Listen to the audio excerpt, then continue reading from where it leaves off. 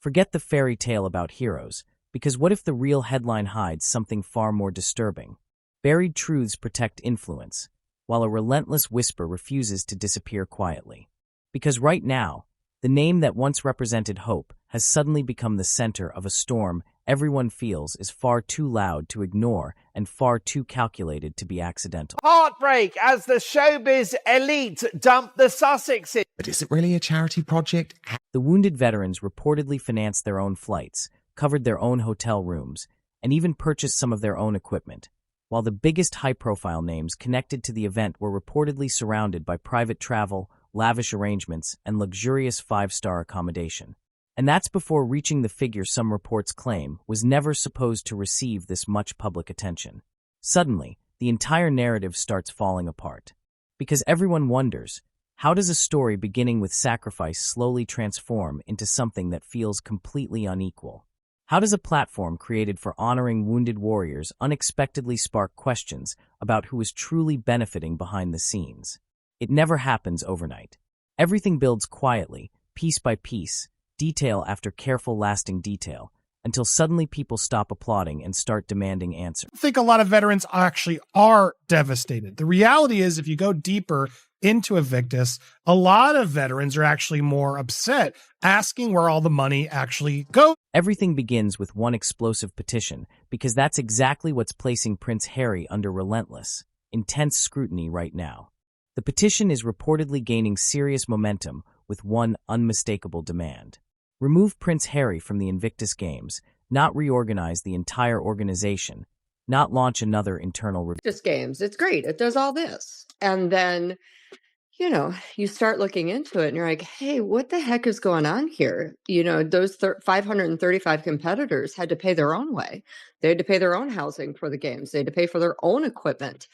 And Harry and Meghan got a really nice vacation out of it with lots of adorational speeches and clapping and crowds gathered. They reportedly had to cover their own housing for the games.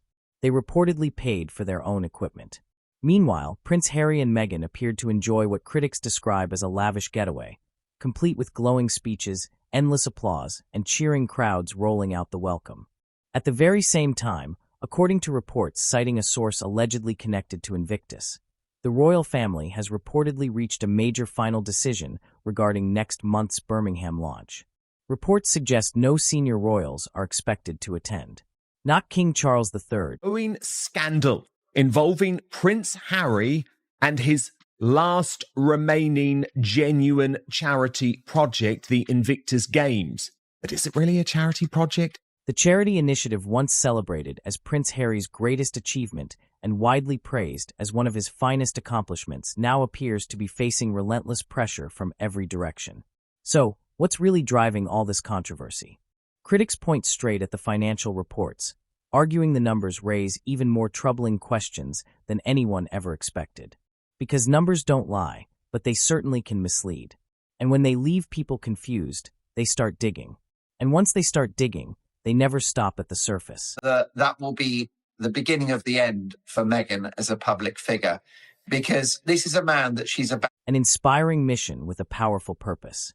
Then the spotlight suddenly shifted to one jaw-dropping figure, a reported cost of $63.2 million. Reported estimates break that down to roughly $118,000 per competitor. Let that truly sink in. An astonishing $118,000 for every competitor at an event built around recovery, resilience, and rebuilding lives. Naturally, one question started echoing everywhere. Why does it cost so much? Then people began comparing it with similar events.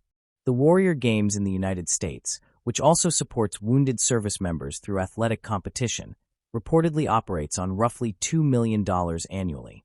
In Germany, a comparable event was reportedly organized successfully for around $200,000 with nearly half as many participants. That's exactly why people are studying those figures and asking one unavoidable question. If the mission is practically identical, why is the price tag dramatically higher? That's where the real controversy begins. And that question refuses to disappear. It grows. It spreads. Because once people begin making comparisons, once they notice the differences, once the illusion of consistency shatters, they naturally start wondering what else doesn't quite add up.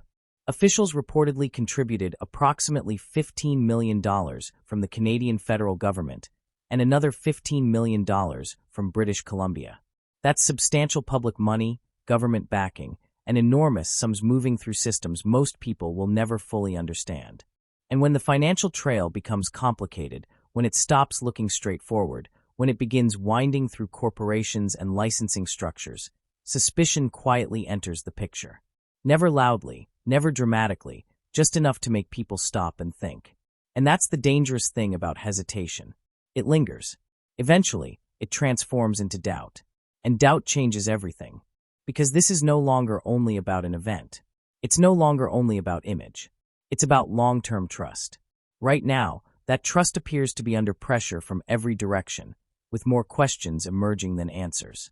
And if this is only the beginning, what happens when the deeper layers finally come into focus? That's where the story turns even darker. Because once people begin following the money, they don't stop at the totals. They start examining movements, patterns, and decisions that suddenly seem far less innocent than before.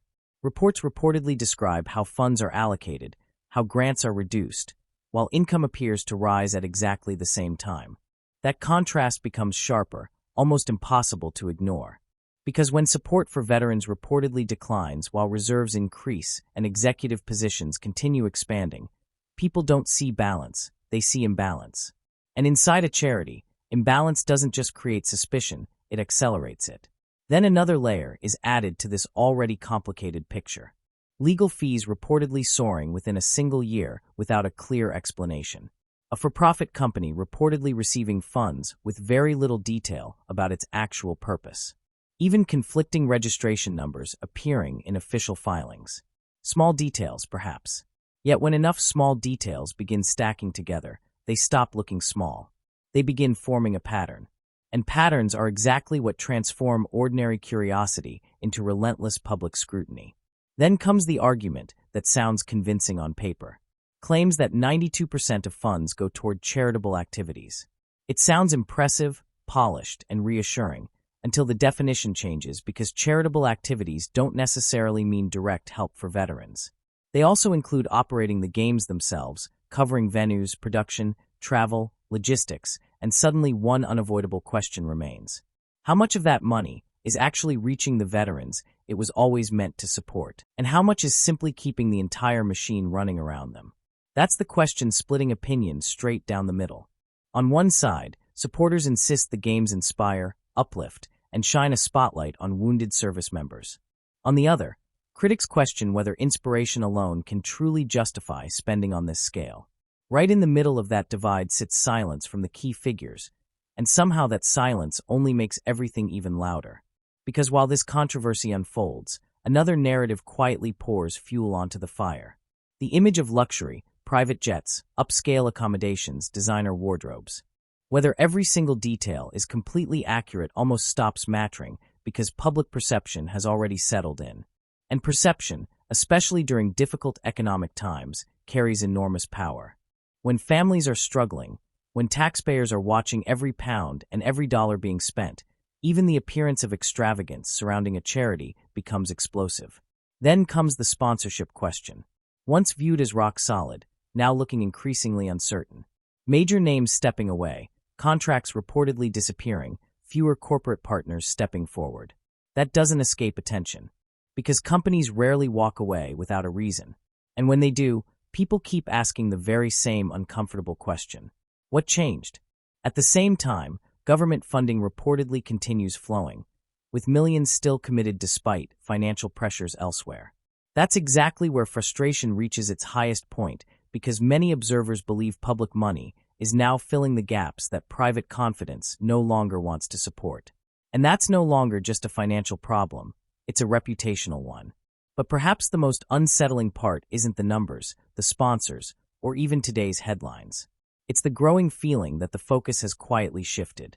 What began as a mission centered on veterans now appears to be overshadowed by celebrity, image, and controversy.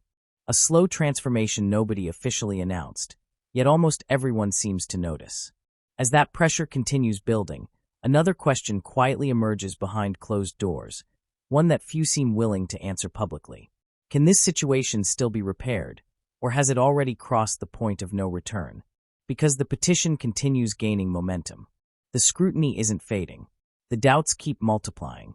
And with every passing day, the story becomes less about what the games were created to represent and more about what they have seemingly become. Now nearly everything points toward one defining moment, Birmingham. A stage meant to symbolize unity, resilience, and lasting hope. Instead, it now feels like the ultimate test. A test of credibility, a test of trust, a test of whether this entire public narrative can still be rescued or whether it will completely unravel in front of everyone. Because one truth is becoming impossible to ignore. Simply showing up is no longer enough. Not when the questions have become this loud. Not when the spotlight has become this unforgiving. And certainly not when the world is no longer watching only the games, but everything unfolding behind them. As the countdown to Birmingham continues, one thought hangs heavier than ever. What if the greatest challenge isn't on the playing field at all, but the moment every unanswered question finally demands an answer?